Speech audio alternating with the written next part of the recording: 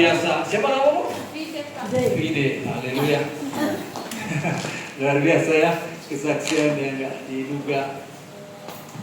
Seperti janji saya akan menyampaikan kebenaran Dafar Elohi mengenai air mata. Apa tuh? Kayaknya nggak enak ya. Apa nih suara cek ini? Tuh.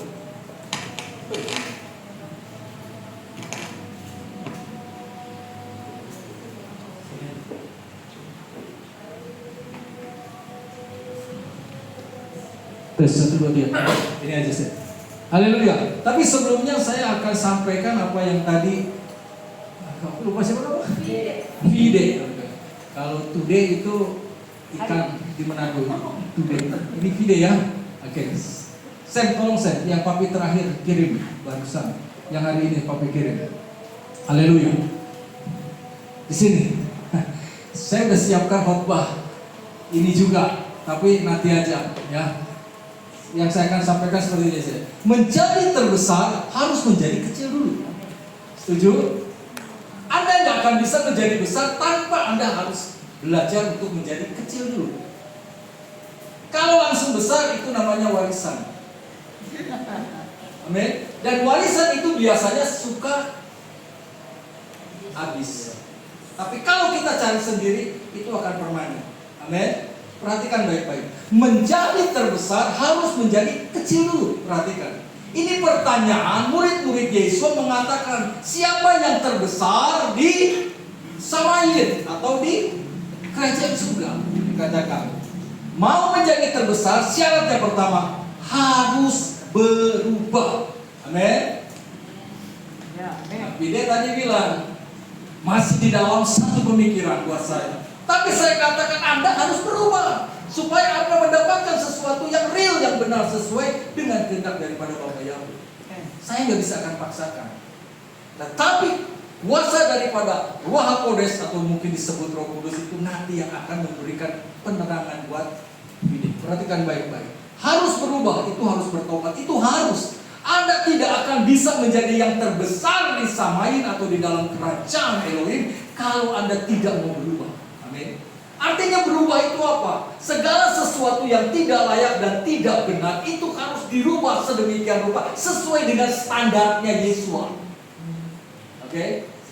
Kedua, harus menjadi seperti anak kecil. Berarti apa? Besar berubah, kan?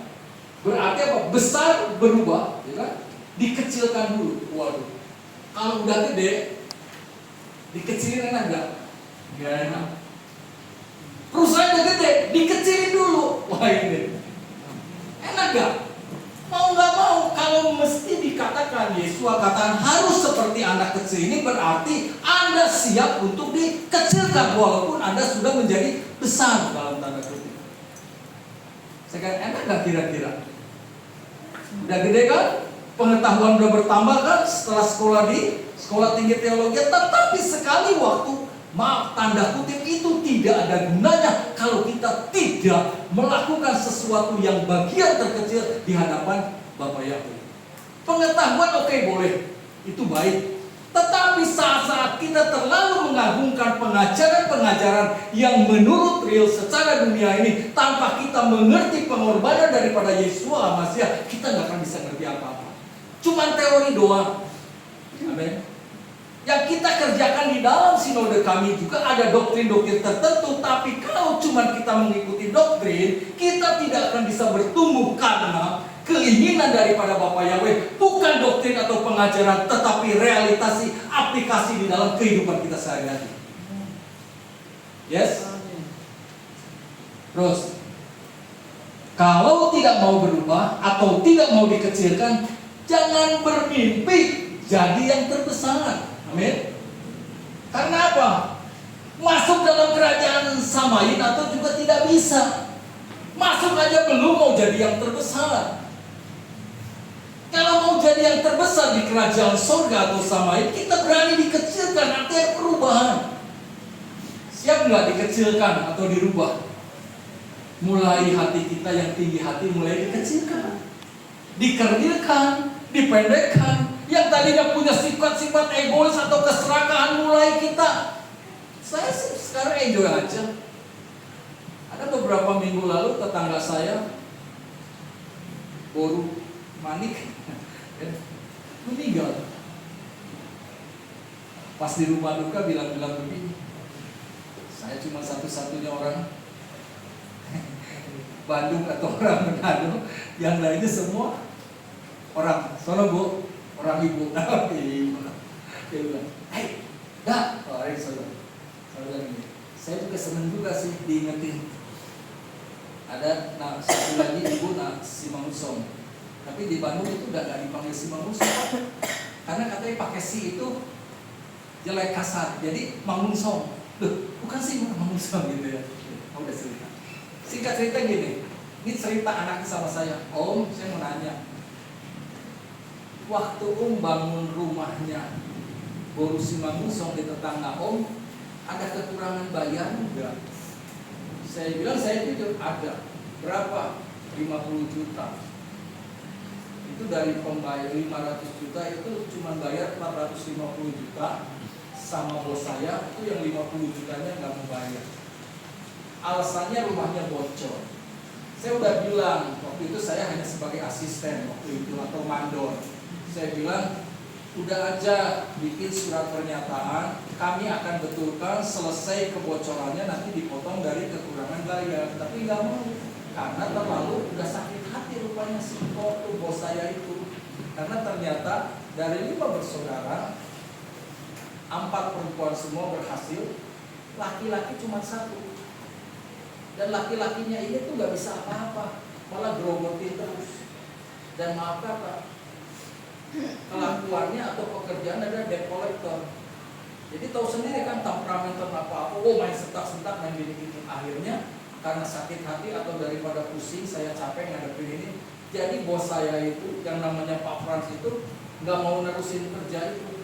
Padahal saya katakan itu masih ada uang 50 juta di sana. Saya katakan beresin, paling juga betulin habis 5 juta. Ternyata tanpa sepengetahuan saya, pemilik rumah itu punya nomor kontak daripada pegawai saya. Dia kontak, akhirnya dibetulin. Dan dibetulin udah selesai, gak ada masalah, cuma kurang tag-lock doang di belakang. Kan gak lebih dari 1 juta atau 2 juta, tetapi tetap. Makanya dia bilang begini, Ibu si Mangusong bilang begini, sama-sama, yang satu sudah sama-sama. Kak, kalau bisa beresinlah sebelum kita mati. Lihat katanya, tuh almarhum yang meninggal, suami istri pejabat, punya rumah dalam tanda kutip sorry juga di kompleks kami dan juga di Peru itu punya rumah 5 dari hasil apa? Dari hasil jabelan. Tahu jabelan? Operasi nggak bisa bayar, jadi di Jabal punya 5 rumah, kerja di kecamatan, suaminya di departemen perhubungan tempatnya basah. Dia mau cek katanya punya batu empedu, lari dibawa ke Penang. Pas di Penang ternyata apa? Kanker hati. Langsung pas di Penang dengar kanker hati drop, langsung meninggal. Dan jadilah perkuncinan di rumah berkabung. Artinya buat apa ini harta? Suami istri punya penghasilan gede, hartanya banyak. Apa masuk di peti mati itu mau rumah, mobil? Kalau saya sih bukan. Manusia perlu uang, yes perlu. Tapi saya katakan kalau kita dihadapi dengan hal yang demikian, apakah kita gimana coba pilihan kalau dipilih? Saya katakan mungkin saya pengennya punya duit tetap tapi badan sehat dan hidup sejahtera, itu maunya kita. Saya katakan semuanya adalah sia-sia. Makanya dikatakan, kalau tidak mau berubah atau dikecilkan, jangan bermimpi jadi yang terbesar dalam kerajaan surga. Masuk dalam kerajaan surga saja tidak bisa. Jadi yang masuk kerajaan Elohim adalah yang mau berubah, merendahkan diri seperti anak kecil. Dianya yang lebih besar dalam kerajaan Yahweh Elohim. Okay?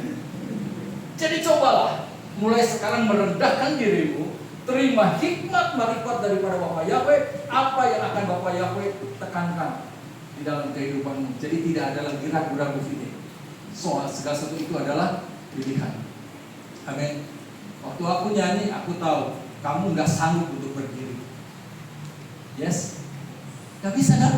Kamu nangis terus kan di tempat duduk kan? Sesak. Lepas, saya katakan, lepaskan. Maka kau akan diberikan kelegaan oleh Bapa yang saya nggak punya sesuatu, bukan apa-apa, tetapi kalau kuasa Roh Kudus yang bekerja, itu akan mengalirkan sesuatu yang positif bagi kita. Waktu Anda tahan, Anda akan lebih sesak, tetapi waktu kita kehendakmu saja yang jadi, di situ ada kekuatan kuasa yang akan memberikan pengertian yang maksimal buat Anda. Amin. Mulai kita belajar. Saya tidak pernah bisa paksakan seseorang untuk menjadi pengikut Bapak Yahweh, tetapi kalau kasih karunia itu turun, maka akan terjadi hal-hal yang luar biasa. Kami nggak besar, kami cuma seakan-akan begini. Tetapi yang kecil itu akan mempunyai satu arti kalau kita bisa menjaga sesuatu itu dengan ikhlas dan dengan tulus hati. Amin. Ini baru 2 kali di sini, tapi sudah kami anggap seperti keluarga sendiri. Amin. Haleluya. Saya kan nggak kenal, tapi kami punya standarisasi sebagai pengikut-pengikut Bapak Yahweh harus mempunyai dampak yang positif buat siapapun di sekitar kita. Kita bukan kumpulan yang eksklusif, tidak. Tetapi kita menginginkan, saya mempunyai keyakinan menurut saya, versi saya dan itu, bahwa nama yang benar itu adalah Yeshua HaMashiach dan Bapak Yahweh di dalam Yeshua HaMashiach. Jadi satu. Jadi kita harus mengerti kalau ada nama yang asli, kenapa kita tidak panggil nama yang asli? Soal ada yang mengatakan berarti Pak, Yesus itu sama Yeshua HaMashiach. Halo? Gimana jawab dong? Bantu saya? Halo? Ya nanti aja ya, kalau kurangnya tanya saja ya. Karena waktu saya terbatas cuma setengah jam. Nanti bicara-bicara. Kita akan ngobrol. Oke. Udah saya selesai? Ayo kita balik. Ibu Hermina bilang begini, Pak, tolong dong kirim Pak materi khotbah Bapak. Loh saya bilang nanti saya akan khotbahin hari Sabtu. Ternyata yang minta bukan Ibu Hermina. Ya Bu ya? Siapa Bu yang minta? Tetangga. Oh, tetangga yang minta. Materinya sudah dibocorin dulu, saya bilang nggak bisa. Aduh. Supaya apa? Ya salah satu trik saya juga supaya kamu hadir di tempat ini hari ini. Ya, jujur aja. Amin. Menjadi, inilah bisa. Kita bicara soal air mata hari ini. Amin. Semoga tidak mencucurkan air mata hari ini. Amin. Tapi kalau harus pun mencucurkan air matamu itu kasih buat Bapak Yahweh. Nah, haleluya. Saya percaya ibu-ibu di sini banyak terlalu air matanya bercucuran. Mungkin mikirin suami, mikirin istri, mikirin anak dan sebagainya, tapi percaya di hadapan Bapak Yahweh air matamu adalah tidak sia-sia. Haleluya. Belum dikirim katanya 2 minggu lalu. Oh, tahun itu. Waduh. Oke, saya kirim ya. Tadi papi tanya udah katanya. Udah banyak. Bukan. Dan minggu lalu ya papi. Ini minggu depan.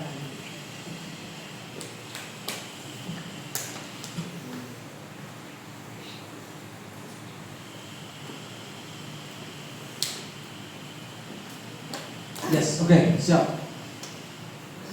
Haleluya. Saya kan punya satu orderan Pak. Bapak dengar deh supaya kita diberkati banyak. Ada orang cari tanah 1000 sampai 2000 meter. Sekarang lagi ngetop olahraga apa? Pedal sport. Tahu pedal sport? Itu kayak main bulu tangkis tapi dihantuknya ke tembok. Itu lagi booming. Ada teman saya, Jeng, tolong cari dong 1000 sampai 2000 meter tanah kosong, nanti kita yang bangun.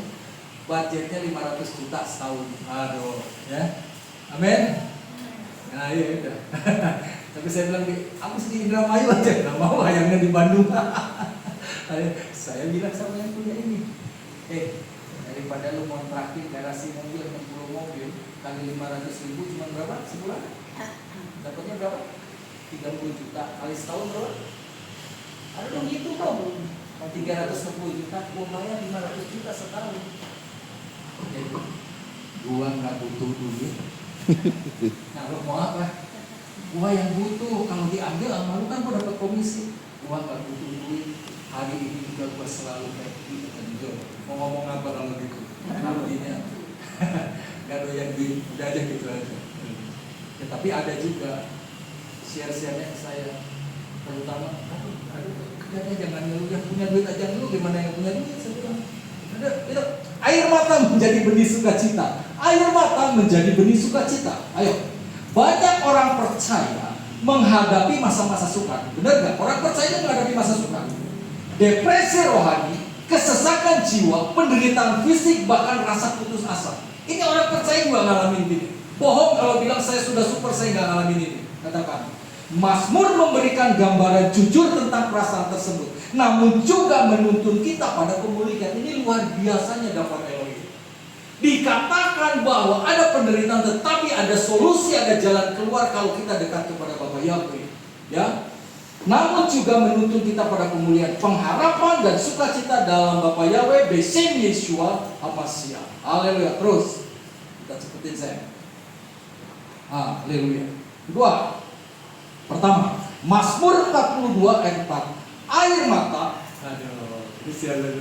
sebagai apa? Ekspresi kerinduan akan Elohim. Saya harap ini menjadi ekspresi kita kalau kita mencucurkan air mata. Bukan karena penderitaan, walaupun Vidya tadi bilang walaupun penderitaan itu ada, betul nggak? Tetapi saya menangis karena saya tidak tahan. Nah itu kan, itu luar biasa. Artinya sudah mulai dibukakan supaya Anda menerima kemurahan dari Bapa Yahweh. Air mata sebagai ekspresi kerinduan akan Elohim. Waduh, luar biasa. Air mataku telah menjadi makananku. Waduh, tiap hari nangis terus air mata. Menjadi makananku siang dan malam. Haleluya.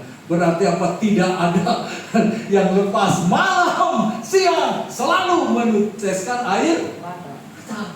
Tapi air mata bukan penyesalan, tetapi betapa kita mengerti, oh kasih Yahweh itu luar biasa buat saya. Walaupun saya terlalu jahat di hadapan Yahweh, tetapi Dia tetap mengasihi aku. Yes.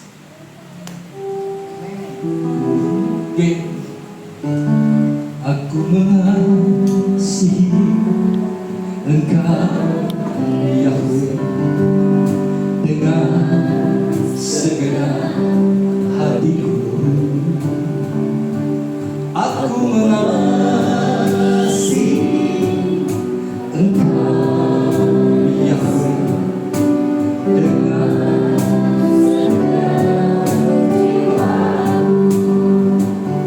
Ku renungkan firman-Mu siang dan malam, ku pegang perintah-Mu dan ku lakukan.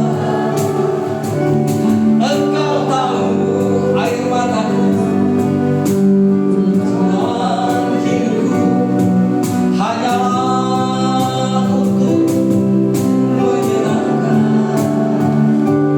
hatimu.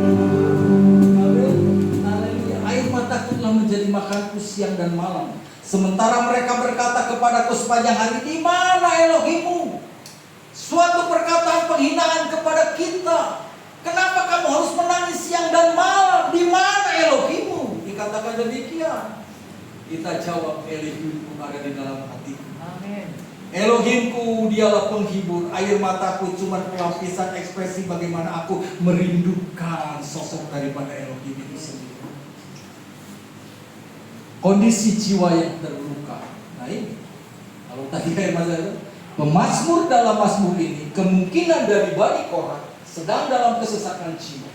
Air mata menjadi makanannya. Ini bukan sekedar kesedihan biasa, tetapi penderitaan yang mendalam dan terus menerus. Ini keadaannya. Terus saya, makananku siang dan malam, artinya menunjukkan duka yang terus menerus, tidak ada waktu luang dari kesedihan. Ini menggambarkan penderitaan batin, bahkan semacam depresi rohani karena perasaan jauh dari hadirat Elohim. Ini yang harus kita katakan, aku hancur Bapak kalau aku jauh daripada hadirat Elohim.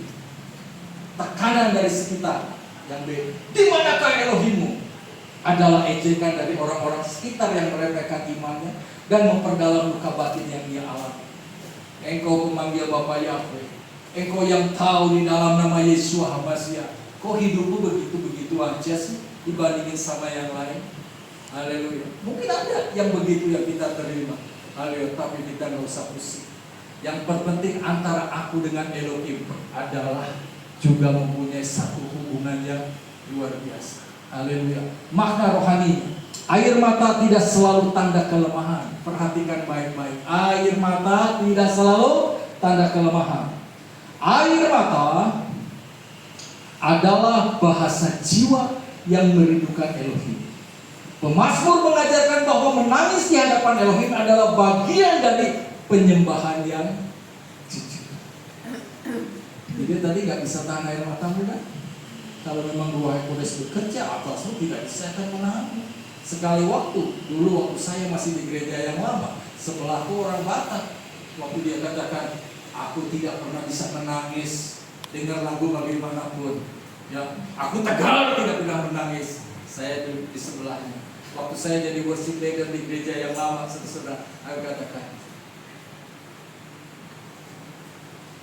dulu masih namanya gini. Coba dikira lagi. Kudus, Kau hadir di sini. Roh Kudus, ku mengasihimu. Kau lembut, Kau manis, Kaulah penghiburku, penolong diutus Bapakku. Ku buka hati untuk Roh-Mu yang ku buka hati menyembah-Mu Yesus.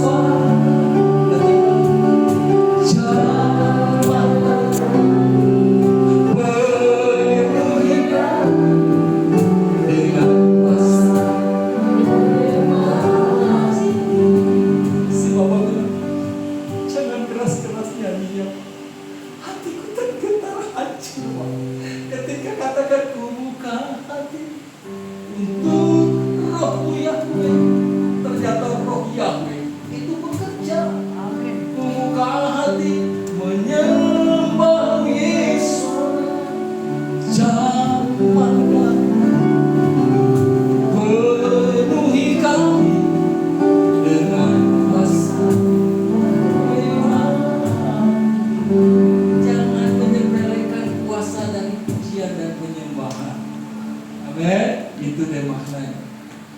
Dan demikian juga Roh membantu dalam kelemahan-kelemahan kita.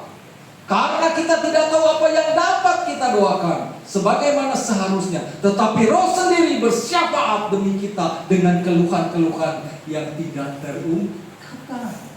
Udah habis kata-kataku melihat kelakuanmu. Kita cuma menangis di bawah kaki Yahweh dan Yahweh sendiri tahu apa yang menjadi bahasa tetesan air mata. Haleluya, puji Bapa Yahweh. Terus kedua, Mazmur 116 ayat 8. Elohim menyelamatkan dari lembah kematian. Ini air mata. Sebab Engkau telah melepaskan jiwaku dari maut, mataku dari linangan air mata, kakiku dari sandung. Bapa Yahweh secepat akan menolong kita yang selalu meneteskan air mata di hadirat Bapa Yahweh. Kesaksian pemulihan. Ayat ini adalah bentuk syukur dari seorang yang telah mengalami kuasa pembebasan Elohim. Dari air mata ke sukacita, dari kejatuhan ke kemenangan. Terus, jiwaku dari maut bisa berarti keselamatan secara fisik atau dari ancaman kehancuran total. Haleluya. Kemarin saya antar roti ke ruang HD. Tahu ruang HD? Rumah Sakit Immanuel. Ruang HD itu ruang untuk cuci darah. Saya dapat orderan dari teman SD saya yang kena cuci darah Selasa dan Jumat 2 kali. Umurnya seumur saya. Wanita, teman SD saya. Dia bilang gini, James, saya pesen roti 15. Tolong kirimin ke kantor HD Rumah Sakit Immanuel. Saya nggak tahu kalau dia ada di situ. Saya pikir ucapan terima kasih. Pas saya ke sana, Pak, dari mana? Antar roti. Oh, Bapak Grab ya? Memang tampangnya tampang Grab kali ya. Oh iya Bu, siapa yang pesen? Datang dokter, Pak, apa itu roti? Siapa yang pesen? Saya. Yang pesen Ibu Susi. Itu aja bilangnya, buat di kantor ada ini. Oh terima kasih. Ada Pak, Ibu Susi ada tuh paling pojok. Ternyata benar itu teman saya. Lagi cuci. Saya bilang, aduh Susi sampai begini. Berapa jam cuci darah? 5 sampai 7 jam. Anda bayangin, waktunya setiap hari habis untuk cuci darah. Untuk BPJS masih cover, tapi katanya obat-obatannya tetap ada yang harus dibayar. Apalagi dia bilang kalau mesinnya error dan bukan dia yang ada di situ. Ada kurang lebih hampir 30 sampai 35 tempat cuci darah itu full semua.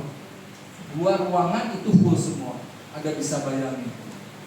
Kalau ada mesin error 1 atau 2 yang error, sedangkan yang harus dicuci adalah sekian orang, mungkin rebutan. Anda bisa bayangin. Pengalaman dari kakak istri saya, selama 4 tahun cuci darah, habiskan uang 600 juta. 4 tahun lewat juga. Tinggal di Kudus, saya bilang, katakan kota di atas Semarang, panasnya alhamdulillah kalau ke sana saudara-saudara. Pengen minum banyak dia harus tahan-tahan. Akhirnya apa? Namanya Natalia. Ya Mia, dia bilang, aku haus pengen minum. Ya sabar-sabar nih, kata suaminya. Jangan minum terus. Kamu kan belum nanti cuci darah keburu penuh airnya di airnya yang dia bisa apa? Ambil es batu 1 cubel ini cuma dipuluh-puluh. Aduh, menderitanya kita di sini minum sepas kompor. Puji Bapak ya. Amin.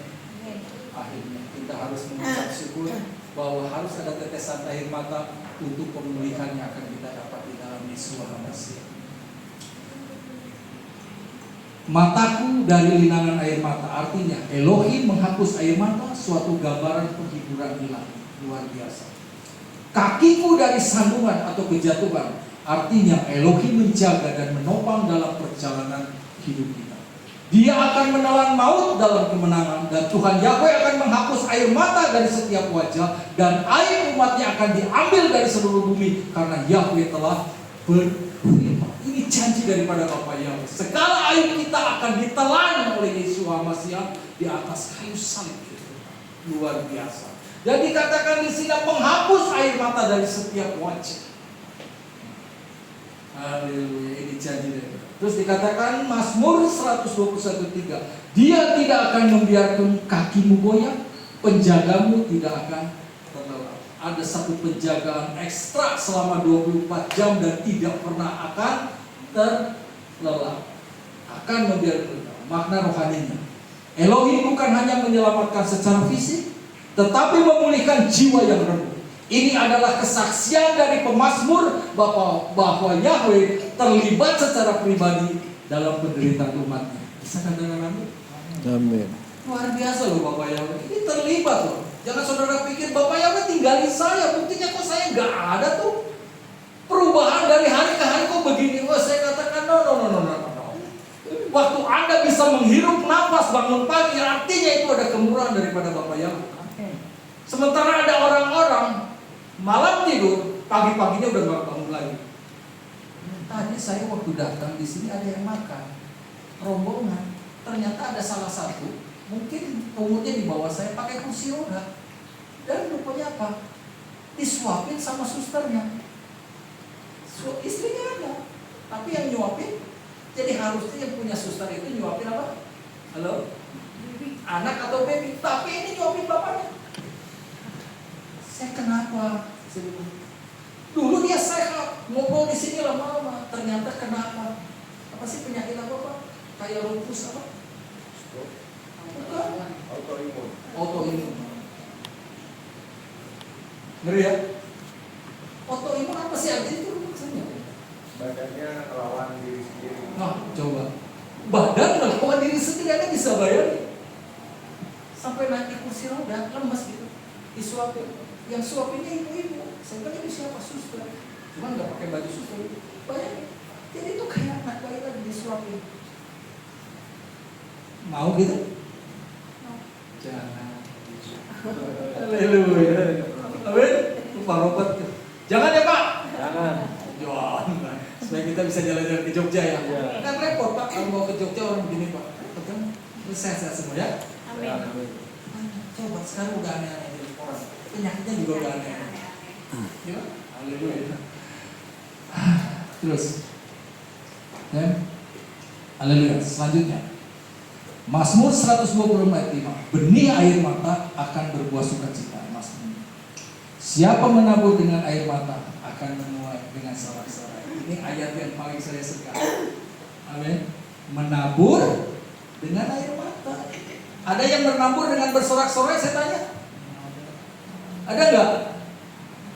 Loh. Jawab tuh. Ada nggak yang menabur dengan bersorak-sorai? Ada ya. Itu udah penuh dengan kuasa Roh Kudus. Tapi artian begini, menabur itu artinya sesuatu yang harus kita keluarkan. Biasanya kalau dikeluarkan apa? Yang ada selalu ya. Berarti bendaharanya kurang. Stoknya kurang. Tapi kalau ada orang bisa menabur dengan bersorak-sorai, itu luar biasa. Artinya dalam kita melakukan sesuatu harus mempunyai tanda ucapan syukur kepada Bapa Yahweh. Jangan kalau kita menabur dengan terpaksa. Haleluya. Wah, ini kita punya apa?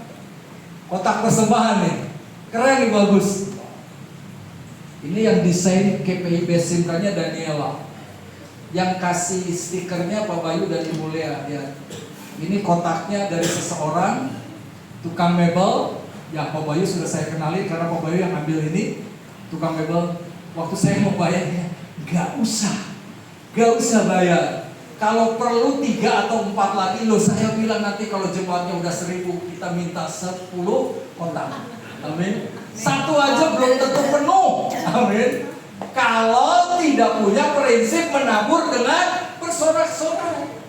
Karena taburan kita selalu diteteskan dengan air mata. Halo.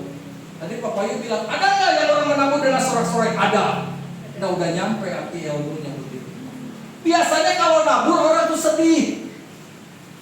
Tapi kalau dia tahu bahwa ini adalah milik Bapak Yahweh dan ini adalah berkat dari Bapak Yahweh, aku harus bisa menabur dengan bersorak-sorai. Artinya kalau bisa menabur dengan bersorak-sorai, waduh udah tenang kita. Udah nggak punya utang kita, udah nggak punya beban lagi. Karena harus segala sesuatunya. Ya. Mana cerita juga nih ke Ibu Helena. Kadang-kadang Pak Jimmy suka lupa. Makanya harus datang Bu, jangan sampai nggak datang ibadah. Supaya habis selesai makan, bisa saya langsung kasih uang buat ganti makanannya. Kalau dibesokin lagi, namanya juga orang suka lupa gitu kan. Haleluya. Tapi saya percaya Ibu Helena ini udah dipakai juga oleh Bapak Yahweh. Saya percaya ini makanannya kalau dihitung-hitung secara hitungan itu nggak masuk gitu. Tapi saya percaya dia mah udah nggak pusing. Yang penting Bapak Yahweh disenangkan, jemaat juga dikenyangkan. Amin. Kalau nggak pernah kurang kan, malah berlebih kan. Kalau lebih, kemarin saya kelebihan tuh siapa yang masuk itu? Aduh, sampai benar-benar mau dimakan, nggak muat. Terus saya simpen baik-baik gitu ya. Lalu, kamu juga gitu, cepetan pulang. Itu jatah kamu, saya bawa pulang lagi. Masa roti balik roti lagi ke rumah saya kan kaget saya. Kok ada rotinya? Jadi pelan-pelan ya, kalau mau pulang apa-apa juga minimal kalau nggak ketemu saya, ketemu Ibu Hermi. Kejar lewat ya. Iya, mau disusul kan? Sudah. Itu kan ada loh, buat siapa nih? Ya. Laura ada, buat kamu ada. Jadi yang 2 kamu jatahnya dikasih ke saya lagi. Nah itu orang juga kebanyakan berkat repot. Jadi marilah, siapa menabur dengan air mata akan menuai dengan sorak-sorai. Percaya, walaupun Anda harus menabur dengan air mata, saya udah gak punya Pak. Saya udah apa yang mesti dikasih lagi Pak. Tapi waktu Anda menyangkal dirimu, Anda memberikan untuk kemuliaan Bapa Yahweh, Anda akan menerima lebih daripada apa yang Kau ambil. Ini dibutuhkan iman, gak sembarangan. Kalau ada, posisinya ada itu mah gampang. Tapi waktu lepas dan mungkin tidak ada di mana kita lebih mementingkan pekerjaan Bapak Yahweh, ini yang harus dengan air Mata artinya begitu. Ya, oke. Konteks pemulihan. Mazmur 120 adalah nyanyian ziarah setelah pemulangan dari pembuangan Babel. Umat Elohim mengalami pemulihan besar dan menengok kembali masa penderitaan yang mereka alami. Menabur dengan air mata, gambaran kerja keras ini, doa pelayanan, bahkan hidup kudus yang dilakukan dengan pengorbanan dan air mata. Saya minta semua jemaat ini lakukan. Ini gambaran kerja keras dan doa pelayanan. Doa buat saya sama istri dan semuanya. Amin. Saya kadang-kadang aduh nih, aku hancur nih, ambruk juga ngikutin Pak Bayu. Apa karena salaman sama Pak Bayu? Pulang dari Pak Bayu saya juga hancur, ambruk sih gitu kan. Tapi istri saya bilang, semangat Pi. Dia tahu suruh saya semangat supaya dia nggak punya apa. Kalau saya sakitnya kan pasti dia yang khotbah. Mungkin itu satu penderitaan mungkin atau satu ini, tapi saya percaya. Jadi maunya saya sehat terus, ya. Doain saya, doain istri saya, doain sama. Amin. Supaya Keilat ini tetap berdiri sampai Yeshua Masih. Puji Bapak ya. Tadi udah ada punya cita-cita Ibu Hermin. Kotaknya bagus, apa warnanya kalem. Kalau besok bisa-bisa latar belakang juga warnanya gini. Artinya kan mimbarnya juga gini. Bukan banyak minta. Pinggirnya juga begini. Ya itu artinya apa? Itu namanya akustik room. Jadi semua dilapisin. Waduh, Bapak Yahweh. Langsung pasang AC 3 biji. Haleluya. Bapak Yahweh. Nggak usah pusing. Pasti kita dapat. Nggak usah pusing. Waktu pulang dari sini, minggu pagi, ini cerita sedikit. Waktu saya lagi masak, ada bunyi WA. Tapi saya di situ ada tulisan WA, ternyata dari Ibu Ance. Saya nggak tahu isinya, keburu dihapus. Tadinya saya mau ditulis ini, pasti mesum ya, saya bilang gitu. Tapi pasti dia marah kalau gitu kan. Saya bilang, saya telepon balik, nggak dijawab. Sampai dia bilang, berapa kali sampai jam 10 siang dia nggak jawab. Sebentar Pak, saya lagi ngajar sekolah minggu. Saya kan kaget, kok dia ngirim WA 3 kali gitu langsung dihapus. Kan saya ada apa gitu? Apa saya takutnya Sisi Clinton lupa nggak nyambut itu? Kan itu yang paling perang itu kalau nggak dihapus kan. Dia bilang, lah, kok gereja Betel itu yang hidup kok ketutup sama Yesus itu mungkin gitu. Tapi saya bilang, enggak lah mungkin. Terus saya bilang, akhirnya 10:30 nyambung. Bu, maaf Ibu ngasih WA aku, Ibu hapus Ibu. Kan saya jadi penasaran ada apa sih? Gak apa-apa Pak. Kepencet iseng. Aduh, pikir saya udah, ini kan tunggu saya gini terus. Karena kalau di itu kan pasti ada sesuatu gitu kan, ada komplain lah, ada apa. Tapi saya percaya, rupanya Ibu Ance juga pengen undang saya untuk jadi pembicara di gereja Betel. Kayaknya segitu. Mudah-mudahan. Karena saya tahu di sini juga udah tahu, termasuk hamba Tuhan Pendeta Kim Guan yang ada di Bojong Raya juga tahu itu gerejanya si Jimmy yang ada di alam desa. Ini tetangga di Jalan Bojong Raya itu ada gereja dulu Isa Al-Masih, sekarang jadi Betel Tabernakel. Rupanya antara Ibu Ance sama Kim Guan ada kontak-kontak. Yuk, selesai. Menuai dengan sorak-sorai artinya hasil dari kesetiaan di tengah penderitaan. Waduh, kalau kita menang lewat penderitaan pasti kita akan bersorak-sorai. Galatia 6 ayat 9. Janganlah lelah dalam berbuat kebaikan, karena jika kita tidak menjadi lemah, maka kita akan menuai pada waktunya. Pasti kita akan menuai. Haleluya. Terus, makna rohaninya, air mata bukan akhir, tetapi awal dari musim menuai. Elohim menghitung setiap air mata dan menjadikannya benih berharga untuk tuayan rohani. Air mata kita tidaklah sia-sia.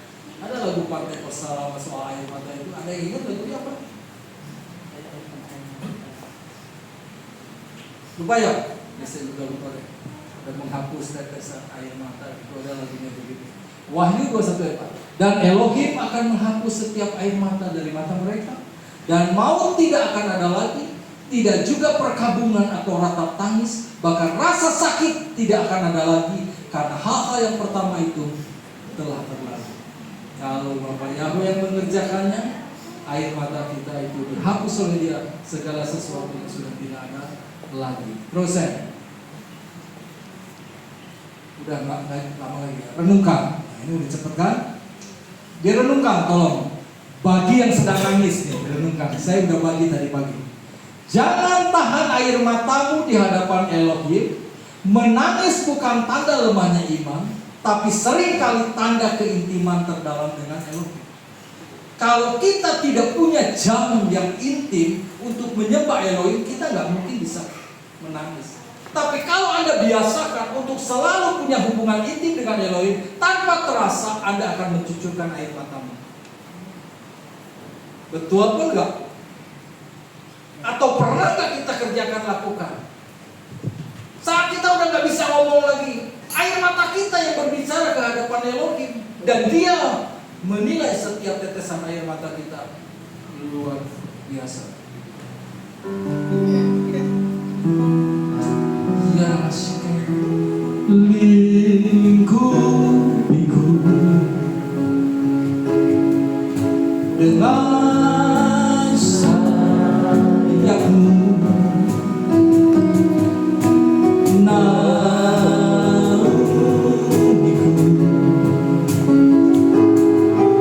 dengan kuasa-Mu di saat badai bergelora. Ku akan terbang bersamamu, Bapa Kau Raja atas semesta. Ku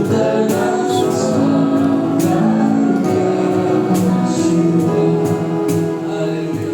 Bagi yang sedang ditertawakan dunia, jangan biarkan ejekan memadamkan pengharapan kita. Walaupun kita diejek, tetap kita katakan bahwa Yesua itu adalah baik dan Dia adalah kekuatan. Jadi pengikut Elohim, pengikut Yesua.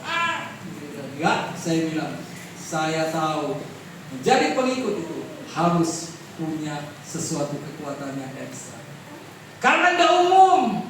Kalau yang umum itu biasa, tapi yang tidak umum adalah spesial di hadapan Yesua Mesias. Itu aja intinya. Haleluya. Guys. Ketiga, bagi yang pernah diselamatkan, apa yang harus kita lakukan? Ingat kembali bagaimana Elohim meluputkanmu. Ingat. Ibu Hermina WA sama saya, Pak, mama saya nggak bisa datang hadir karena waktu keluar dari rumah ternyata ada orang gila yang mengatakan bahwa ibu punya hutang 200 juta sama saya. Nah, sambil teriak-teriak. Kan gitu. Ada kan orang begitu? Ada. Ibu masih mending. Saya waktu jadi sales di Indramayu. Jadi sales, saya ngomong aja sekarang sama istri saya. Di pasar di Indramayu, bang, ada perempuan datang. Mas, kok nggak pulang-pulang sih? Siapa kok? Kok nggak pulang-pulang? Mama udah kangen deh. Ya maksudnya mamanya perempuan udah kangen sih. Kok mas gak pulang-pulang? Siapa bu? Ih gitu itu. Ayo cepet pulang. Ayo belok kalau aku saya sekarang juga di pasar Indramayu bu. Saya ingat. Lu siapa kamu? Dari mas, ayo mas gitu. Waduh, ini baru cerita aja sih. Aku takutnya kan marah istri. Tapi udah jadi ambang bapak Yahweh saya. Pernah salah orang ternyata. Orang zaman sekarang tuh aneh-aneh. Mirip kali. Sorry Pak, sedikit humor. Katanya saya kayak ikan paus itu. Loh, Ya, enggak. saya jadi waktu muda mah. Sisa 9 kegantengannya masih kok. Pak, rotinya tambah 2. Haleluya. Kalau enggak ada yang bilang kayak ikan paus atau enggak kayak Karno katanya. Iya, enggak tahu. Tapi yang penting kan ada idola di Indramayu. Saya bilang, ayo mas pulang. Kok enggak betul-betul harus beli? Waduh, saya bilang siapa kamu? Ya pulang mama udah nungguin. Kangen nih mama. Wah Tuhan. Kalau udah pakai kepal ini sih nggak akan ada yang mau gitu. Orang Yahudi. Aduh. Bagi yang sedang menabur dalam penderitaan, haleluya, teruskan. Terusin, jangan berhenti. Karena mungkin besok itu adalah klimaks daripada penderitaanmu, dia akan gantikan sesuatu yang baru. Tetapi karena kau berhenti dan tidak meneruskan, itu nggak dapat berkah. Amin. Haleluya. Udah tahu selesai. Air mata bukan akhir cerita. Dan Elohim, setiap air mata adalah benih, perhatikan. Setiap kesakitan adalah proses. Nah, ini garis beras ya, garis bawahi. Dan setiap penderitaan memiliki tujuan ilahi. Amin. Ini perhatikan nanti garis besar. Ini saya akan kirim buat saudara ya. Percayalah, sukacita akan datang pada waktunya. Amin. Mazmur 30 ayat 6. Sebab murkanya hanya sesaat, tetapi kemurahannya itu tetap hidup. Ratapannya tinggal pada sore hari, tetapi sukacitanya datang pada pagi hari. Kenapa saya harus kirim renungan setiap pagi hari? Dan juga soal penyembahan saya katakan, karena dikatakan ratapannya tinggal pada sore hari, tetapi sukacitanya datang pada pagi hari. Kalau pagi hari ada sukacita, tidak akan ada ratapan pada sore hari. Amin. Karena kan ratapannya sore hari. Kalau kita sudah dimulai dengan pagi hari dengan sukacita, ya ratapannya pasti hilang. Amin. Amin. Mau? Mau. Haleluya. Sembah kau Yesus, ku angkat